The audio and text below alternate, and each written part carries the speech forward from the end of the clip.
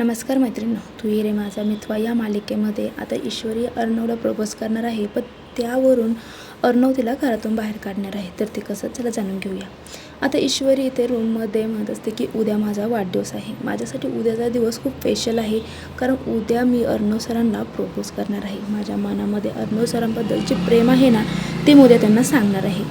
तर इकडे अर्णवसुद्धा आता ईश्वरीला बड्डे सरप्राईज देण्यासाठी काहीतरी तयारी करत असतो आणि तो म्हणत असतो, मी असा काही ड्रेस डिझाईन करणार आहे की तो ईश्वरीसाठी खूप स्पेशल असणार आहे आणि हेच गिफ्ट माझ्याकडून ईश्वरीला असणार आहे.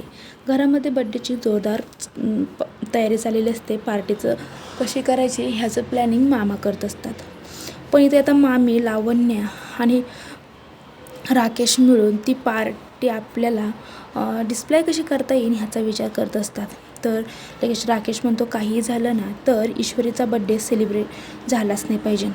आता काहीतरी प्लॅन करायला पाहिजे. लावण्यामध्ये काय करायचं पण? तर मामी म्हणते, तुम्ही विचार करू नका, मी असा काही प्लॅन तयार करून ठेवला आहे की त्यामुळे अर्णवना आता ईश्वरीला घराबाहेर काढणार आहे. माझा प्लॅन मी आधीपासूनच करायला सुरुवात केली होती. हे ऐकून राकेश आणि लावण्या दोघंही खूप खुश होतात. का तर ते दोघं तिला विचारतात की मामी नक्की काय प्लॅन आहे. ती म्हणते, मी आज नाही तर उद्या सांगणार आहे.